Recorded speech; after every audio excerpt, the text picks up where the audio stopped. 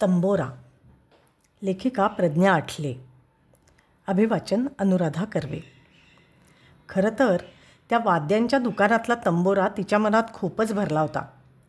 त्याच्या चमकदार तारा, मॅचिंग खुंट्या, गुळगुळीत तुंबा, त्यावरचे पांढरे नक्षीदार मोर आणि तारांच्या बाजूची पांढरी शुभ्र नक्षी. शाळेतून येताना तिच्या मैत्रिणीबरोबर ती दुकानात सोबत म्हणून गेली होती. किंमत विचारून लगेच बाजूला झाली. 20,000 रुपये. शिलूनं दुकानात सगळीकडे नजर फिरवली आणि चल जाऊया उल्का, मला इथे सिंथेसायझर नाही आवडले, उद्या परवा दुसरीकडे जाऊया. निघताना तिने पुन्हा एकदा तंबोऱ्याकडे डोळे भरून पाहिलं. तिची नजर ओळखून दुकानदार म्हणाला, इन्स्टॉलमेंटवर देतो आम्ही ताई, आवडला असेल तर घेऊन जा. तिनं लगेच मान वळवली आणि तिथून निघाली. घरी सासू सासरे दीर हिची वाटच बघत होते. आल्या आल्या ती कामाला लागली. त्यांचा चहा नाश्ता, मुली शाळेतून येतच असतील. रात्री जेवताना ती गप्पच होती. जेवताना त्यानं विचारलंही, काय आज काही विशेष शाळेत? नाही रे, काही विशेष नाही. सासरे म्हणाले, आज उल्काला बरं वाटत नाही आहे बहुतेक. काय होतं आहे का बेटा? नाही हो बाबा, मी ठीक आहे. बाबा म्हणाले, हे बघ उमेश, माझी आज पेन्शन जमा झाली आहे. पे रिव्हिजननं सगळे इन्क्रिमेंट्स मिळवलेत. तुला काही काम असेल तर मी देऊ शकतो.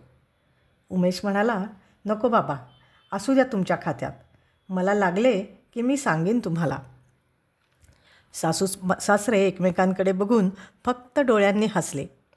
संदेश, तिचा धाकटा दीर म्हणाला, बाबा तुमच्याकडे आहेत ना, मग मला द्या ना 15-20 हजार रुपये, मित्रांबरोबर गोवा ट्रिप करून येतो. बाबा म्हणाले, तुझा इंटरव्ह्यू आहे ना पुढच्या महिन्यात, तेवढा होऊन जाऊ दे, मग जा कुठे जायचं तर.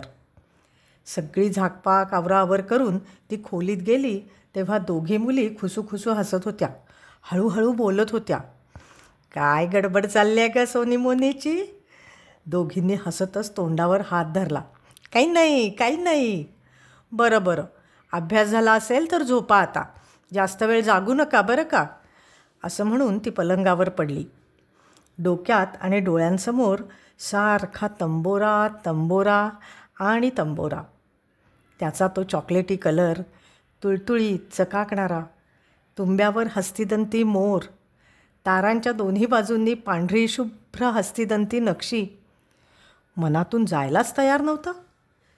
पण घराचे हप्ते, गाडीच्या कर्जाचे हप्ते, रोजचा खर्च, बाबांचा, हॉस्पिटलचा, औषधांचा खर्च, सोनीमोनीचा शाळेचा आणि इतर खर्च डोळ्यासमोर आला आणि तिनं तंबोरा मनातून घालवला.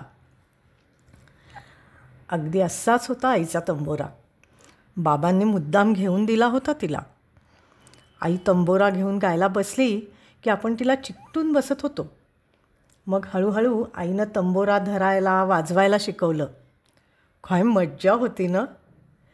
पण हॉस्टेलमध्ये शिकायला गेले आणि मग काही तंबोऱ्याशी नातं जुळलंच नाही.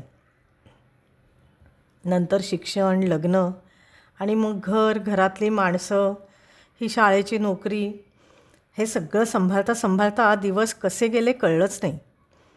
त्यात जुळ्या मुली झाल्या. त्यांचं बालपण, संगोपन यातच वेळ जाऊ लागला. त्यात अचानक बाबा हार्टफेलनं गेलं. तो धक्का सहन न होऊन आई पण 15 दिवसातच गेली. कॅनडात राहणारा भाऊ आला, ते फक्त घर आवरायला, न पेक्षा विकायला. कारण आता कोण बघणार ते घर? घर गेलं, त्यातलं सामान गेलं आणि तंबोराही गेला. हिला आणायचा होता आपल्या घरी, पण मुली लहान, त्यामुळे सांगायला आणायला वेळच नाही मिळाला. भावाला परतायची घाई. त्यानं एका संगीत महाविद्यालयाला दान दिला. चला, बरंच झालं, कोणाला तरी कामी आला. नंतर कधी तंबोऱ्याचा विषय नाही काढला. पुढच्या आठवड्यात तिचा वाढदिवस. सासूनं महिन्याभरापासून तिच्यासाठी शाल विणायला घेतली होती. मुलींनी ग्रीटिंगची तयारी सुरू केली होती. ती मात्र शाळेच्या आणि घरच्या कामात बुडून गेलेली होती. नेमका बुधवारी वाढदिवस. उमेशनं हाफ CL टाकणार म्हणून जाहीर केलं. ती पूर्ण शाळा आटोपूनच येणार होती. शिलू तिच्याबरोबर घराशेजारच्या बाजारात जायचं म्हणून सोबत होती.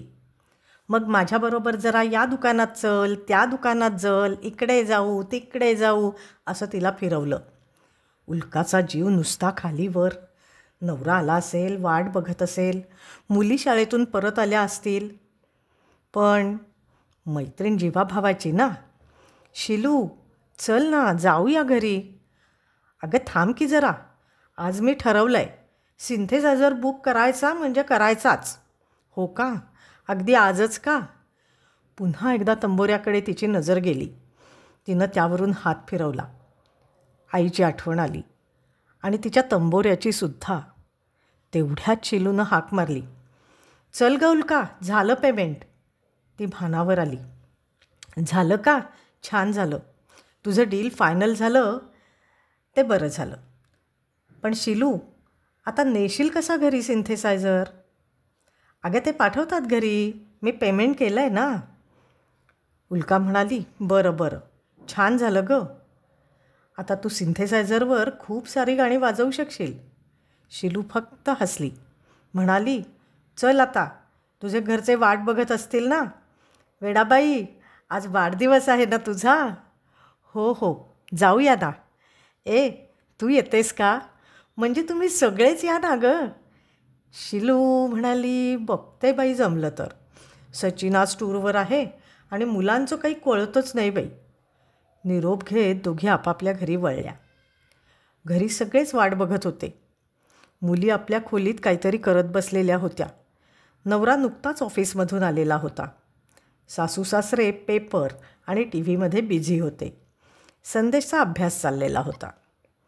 उमेश म्हणाला, उल्का, चहा कर गं सगळ्यांचा, मग आपण बाहेर जाऊन येऊ आणि खाण्यापिण्याचं सामान घेऊन येऊ. आज तुझ्या स्वयंपाकाला सुट्टी. तिला खूप छान वाटत होतं. चहा घेऊन नवऱ्यानं मागच्या टूरमध्ये आणलेली साडी नेसून ती तयार झाली. आई बाबा, आम्ही जाऊन येतो जरा बाहेर. सासूबाईंनी चष्म्यातून बघून नुसता हुंकार दिला. सासरे पेपरच्या आडून थोडे हसल्यागत वाटले. अजून कोणीच तिला वाढदिवसाच्या शुभेच्छा दिल्या नव्हत्या. तिलाही आश्चर्य वाटत होतं. पण होतं असं कधी कधी, होतं विसरायला. असं म्हणून ती बाहेर पडली. उमेशनं आज खूप सारे पदार्थ विकत घेतले होते. कचोरी, सामोसे, जिलबी, तिला आवडतो म्हणून ढोकळा, कंदी, पेढा. अरे किती सामान घेणार आहेस? एवढं सगळं कसं खाणार आपण? वाया नको न जायला. असू दे गं, आज वाढदिवस आहे ना तुझा, आज नको विचार करूस. त्यांना परतायला 7 वाजले. घरी आले तो काय, सगळीकडे सुंदर सजावट, फुगे, रंगीबेरंगी पताकांनी सजवलेला हॉल, चमचमणारे लुकलुकणारे लाईट्स. आई बाबा, मुली, संदेश, शिलू, तिची मुलं, नवरा सगळे टाळ्या वाजवत हसत उभे होते. मग सर्वांनी लईमध्ये हॅपी बर्थडे सॉन्ग गायलं. तिला तर हे सगळं बघून डोळ्यामध्ये पाणीच येऊ लागलं. शिलूनं लगेच तिला हात धरून टेबलाजवळ आणलं. तिनं केक आणला होता. मग टाळ्यांच्या गजरात उल्कानी केक कापला. सासूबाईंनी तिला ओवाळलं. पुढे होऊन ती सासू सासऱ्यांच्या पाया पडली. तसं सासूबाईंनी तिला कुशीत घेतलं. तेवढ्यात मुलींनी तिला आणि आजीला नव्या शालीत लपेटून टाकलं. किती सुंदर शाल आई, तुम्ही विणलीत? सासूबाई हसल्या. अगं हो, खूप दिवसापासून मनात होतं, झाली बाई काल पूर्ण. बाबांनी डोक्यावरून हात फिरवला. मग काय, नुसता उत्साहच उत्साह. मुलींनी स्वतः बनवलेलं ग्रीटिंग कार्ड दिलं. संदेशनं छोटीशी पर्स आणि शिलूनं साडी आणली होती. संदेश म्हणाला, बाबा आता तुमची टर्न. त्यांनी फक्त हातांनी थांब म्हटलं. एक फोन केला. 2च मिनिटात बेल वाजली. म्हणाले, उल्का तूच उघड दरवाजा. तिनं दार उघडलं तो काय, एका सुंदर काचेच्या पेटीत तोच तो लोभस तंबोरा, चॉकलेटी रंगाचा, गुळगुळीत, चकचकीत. तंबोरा घेऊन 2 माणसं उभी होती. तिचे डोळे विस्फारले. तोंडावर हात गेला. अय्या, हे काय? त्यांनी ते सुंदर लाल फितीमधले गिफ्ट आत आणलं. तिनं बाबांकडे पाहिलं. ते गालातल्या गालात हसत उभे होते. आवडलं? धावतच ती त्यांच्याजवळ गेली. तिला सुचेना काय बोलावं. बाबा बाबा, आणि तिला रडू फुटलं. बाबांनी तिला जवळ घेतलं. बेटा, हे फक्त तुझ्यासाठी. मला शिलूकडून कळलं होतं. तुझी तंबोऱ्याची आवड, दुकानात जाऊन तू बघितलेला तंबोरा, तो आणण्याची इच्छा, सगळं शिलूकडून कळलं मला. मग शिलूला आणि उमेशला घेऊनच प्लॅनिंग करावं लागलं. सरप्राईज का काय म्हणतात ना, ते द्यायचं होतं. तिनं शिलूकडे बघितलं आणि गोड हसली.